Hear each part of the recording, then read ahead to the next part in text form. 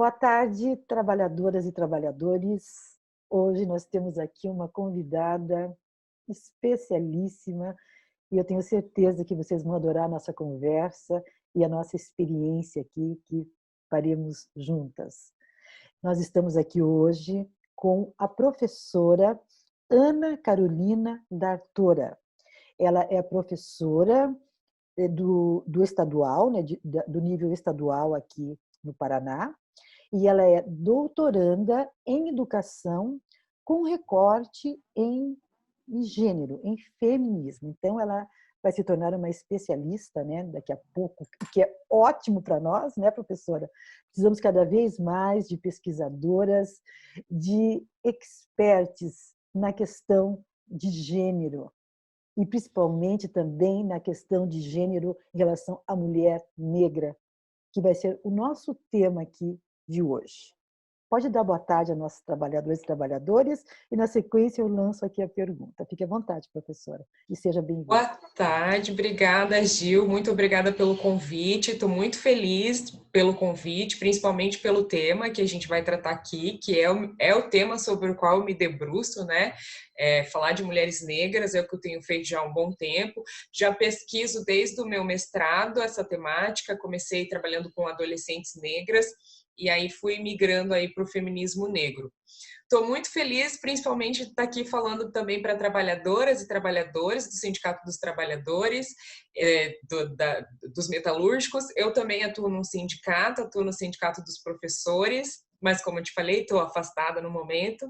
Mas estou muito contente, muito feliz por esse convite para fazer esse bate-papo, que com certeza vai ser muito importante, muito especial.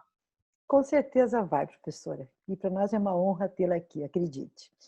O nosso tema é sobre o Atlas da Violência. Então, eu vou explicar aqui para os nossos trabalhadores e trabalhadoras que, anualmente, é editado em meados de agosto, assim, geralmente mais para o final de agosto, o Atlas da Violência, que, na verdade, ele contempla todo tipo de violência, homicídio com homens, jovens, crianças, mulheres, enfim, com todos, né? O Atlas, ele é sobre eu ia falar segurança pública, mas não é sobre a falta de segurança pública, na verdade, né? Porque pela falta dela nós temos toda essa violência, mas isso é um tema para uma outra conversa, em uma outra entrevista, num outro momento.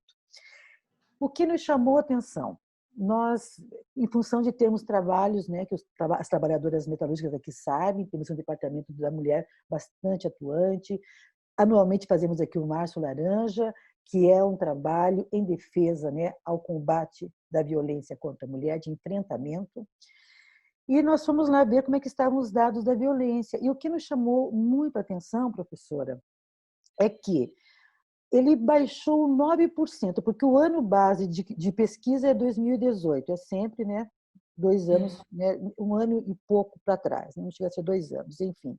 O que me chamou a atenção, professor, é que diminuiu 9% quando a gente avalia a violência contra a mulher. Só que nos chocou que, em relação à mulher negra, 68% é o dado que nós temos aqui. 68% de mulheres negras sofreram violência e está registrado nesse último Atlas agora da violência.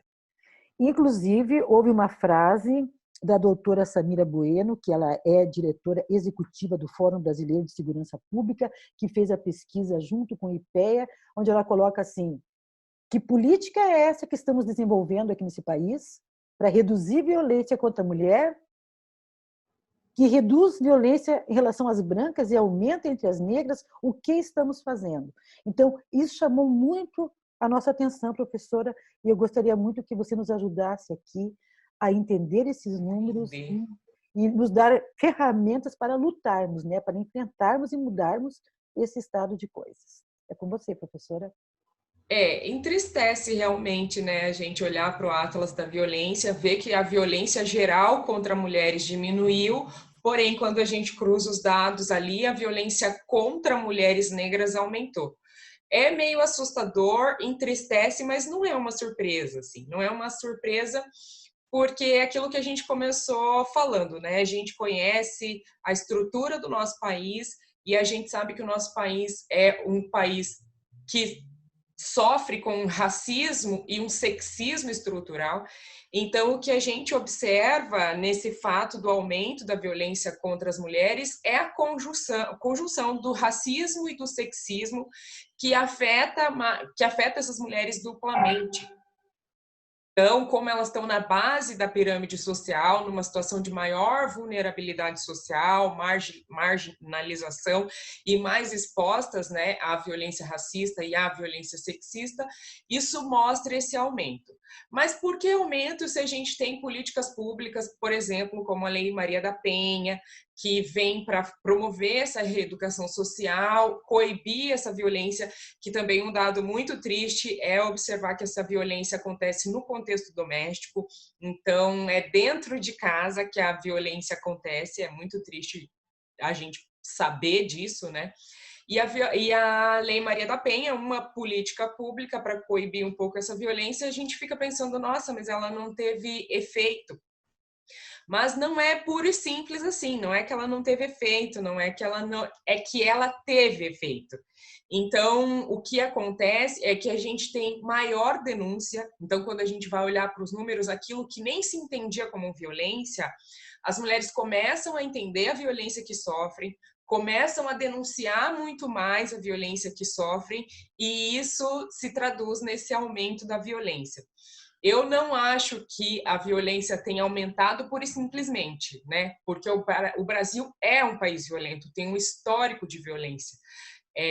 Tem um historiador que fala que países que sofreram com escravidão são países, né? A escravidão aí da composição da nação nos deixou esse legado, essa herança de violência.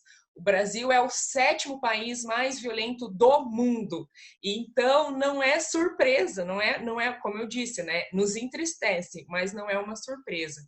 E o que a gente observa é que a maior compreensão do que são as violências, eles terem aprimorado essa ferramenta de denúncia faz com que esses números que esses números aumentem, né? Porque a violência antes ela ficava velada, as mulheres sofriam essa violência dentro das suas casas e ficava por isso mesmo, ninguém falava disso. Lembra aquela famosa frase, em briga de marido e mulher ninguém mete a colher.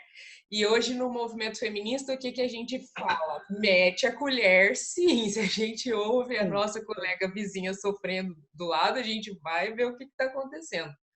Então isso demonstra a importância, né, dessa política de enfrentamento à violência e uma maior reeducação social, das mulheres compreenderem e as mulheres negras entenderem, compreenderem e denunciarem a violência que sofrem.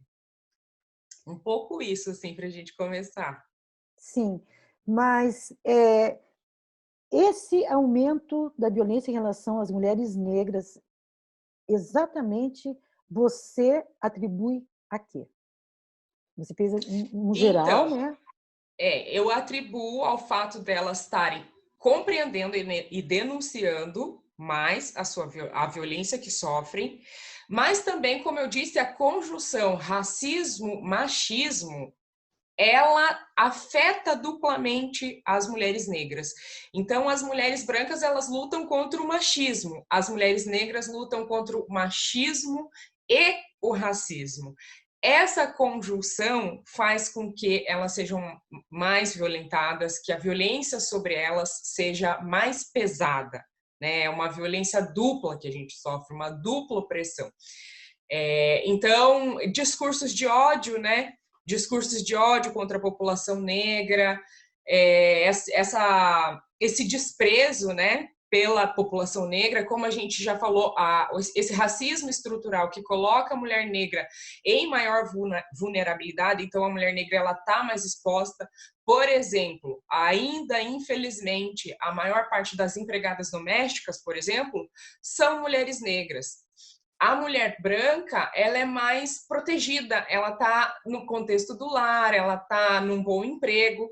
A mulher negra, infelizmente, ela está exposta, ela está nessa situação de vulnerabilidade. Então, isso se expressa nesses números de violência.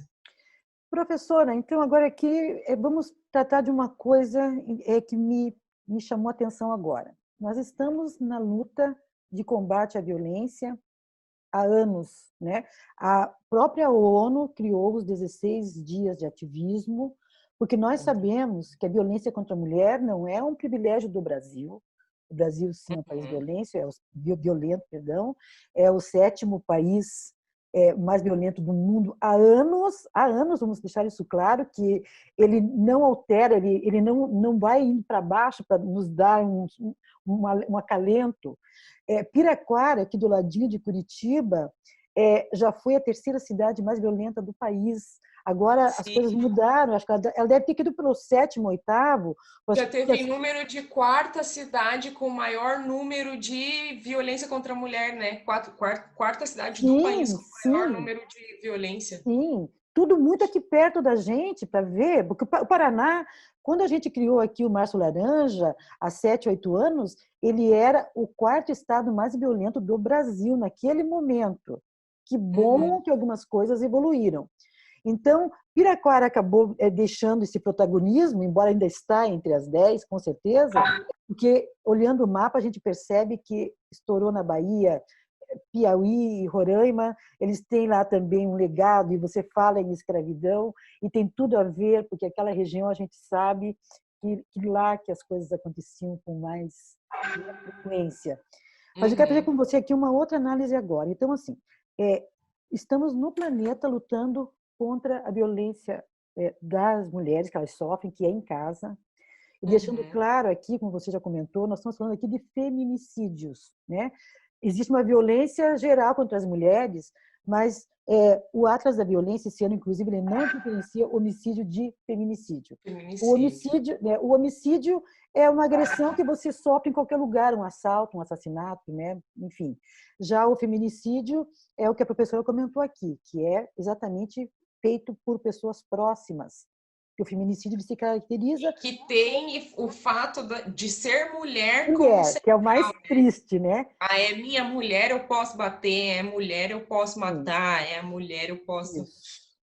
Foi bom você pontuar, porque a parte mais trágica do feminicídio é a gente morrer pelo fato de ser mulher. Então, por isso que foi dado esse nome, né? Não é um assalto lá fora que qualquer pessoa está vulnerável e pode sofrer. Então, com esses números de agora, eu quis colocar a seguinte questão. É uma luta mundial, a ONU encabeça os 16 dias de ativismo. Nós vamos ter agora, então, professora, desculpe, que começar dentro dos 16 dias uma ação para coibir a violência com as mulheres negras. Além do que já fazemos, nós temos agora que fazer esse recorte, porque esse 60... Temos que fazer esse recorte. Lá no Sindicato dos Professores, a gente sempre privilegia os 16 dias de ativismo pelo fim da violência contra a mulher. Mas com a mulher negra, a gente tem que fazer esse recorte justamente pelo que eu falei. A opressão da mulher negra não é só sexista, não é só machista. Ela é também racista. Então, a mulher negra ela está mais vulnerável ainda. Quando ela sofre essa violência, ela é mais pesada.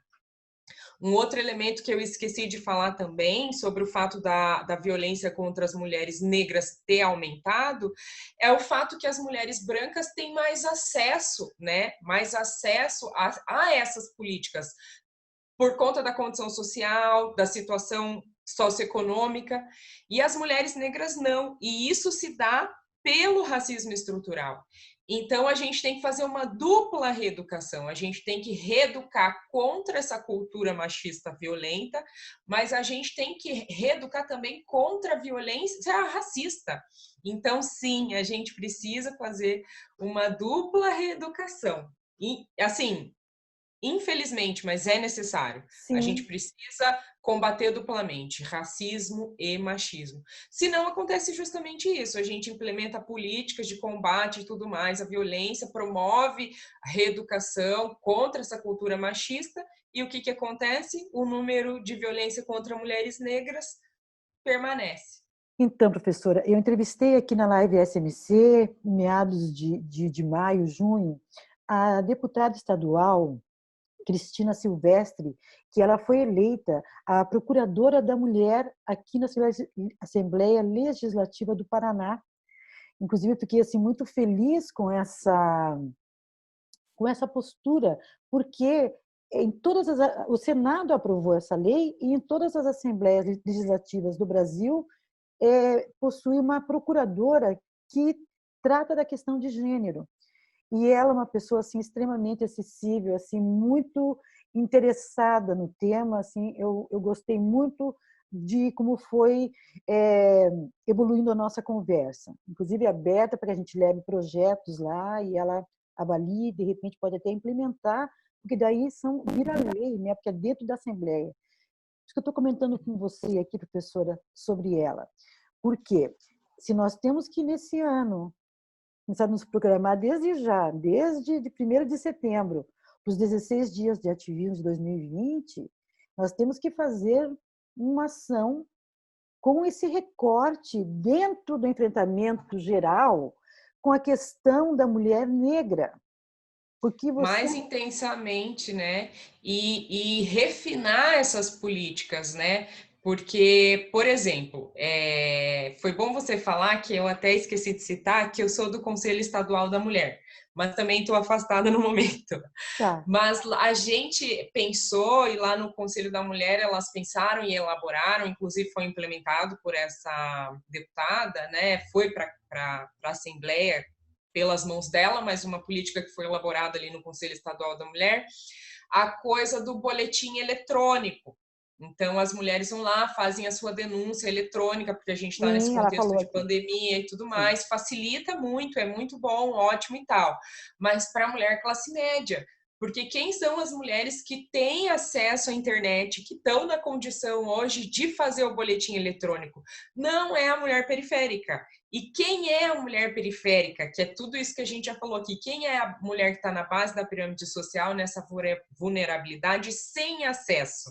Então, quando a gente vai pensar essas políticas, considerando o racismo estrutural que a gente tem que refinar também essas políticas para que elas consigam coibir a violência lá onde ela está acontecendo e tem atingido também, né? E que se expressa nesses números que a gente está falando aqui do aumento da violência.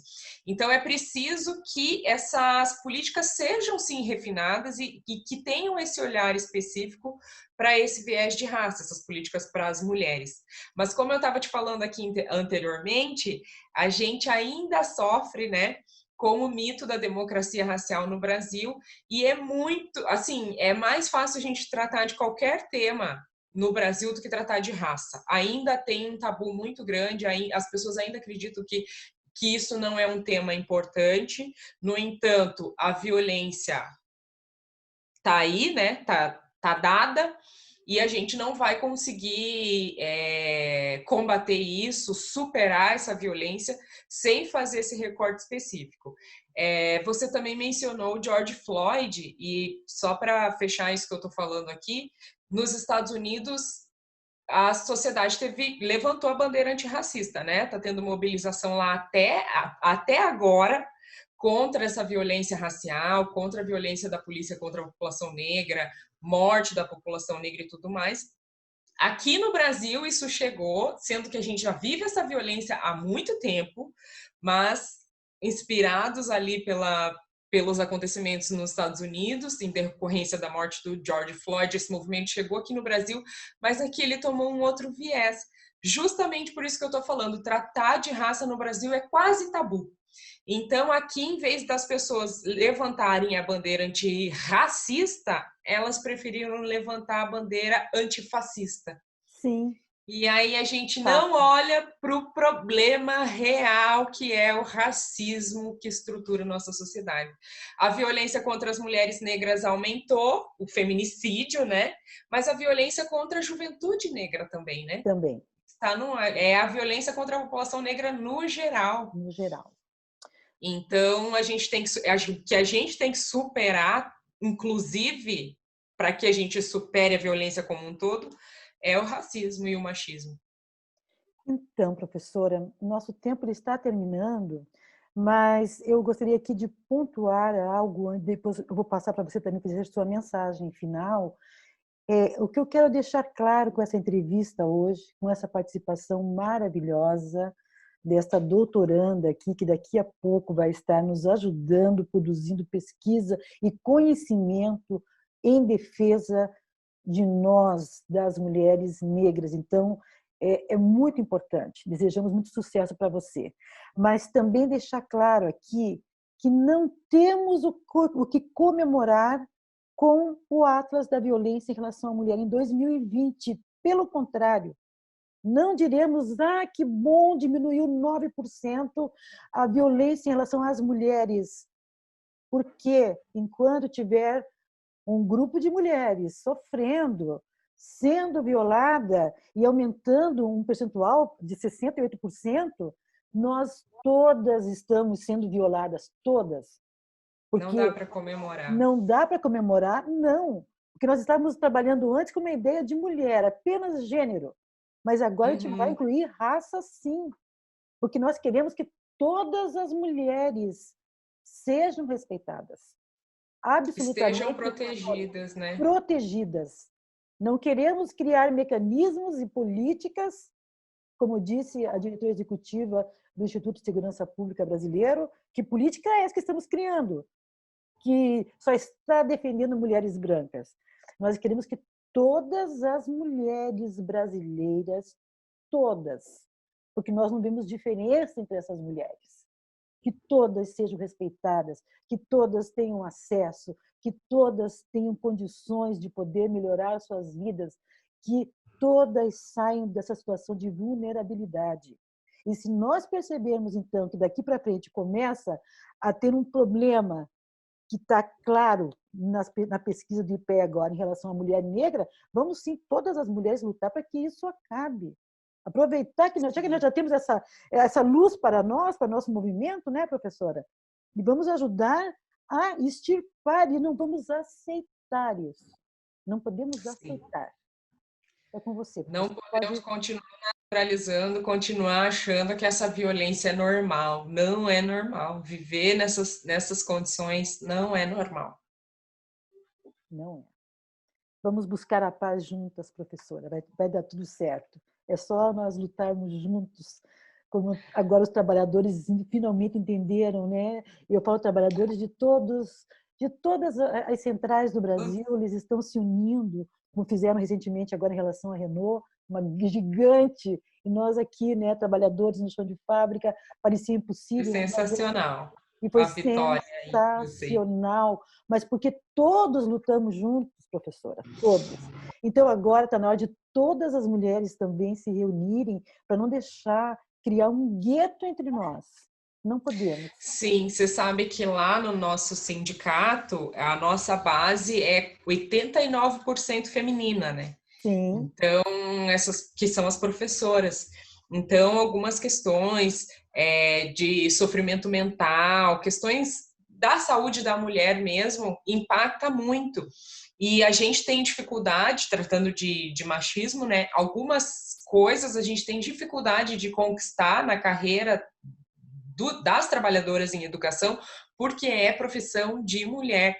Então, essa compreensão social de que professora tem que fazer por amor, por dom, e não porque é trabalho e a gente precisa ser reconhecida pelo nosso trabalho e ser paga.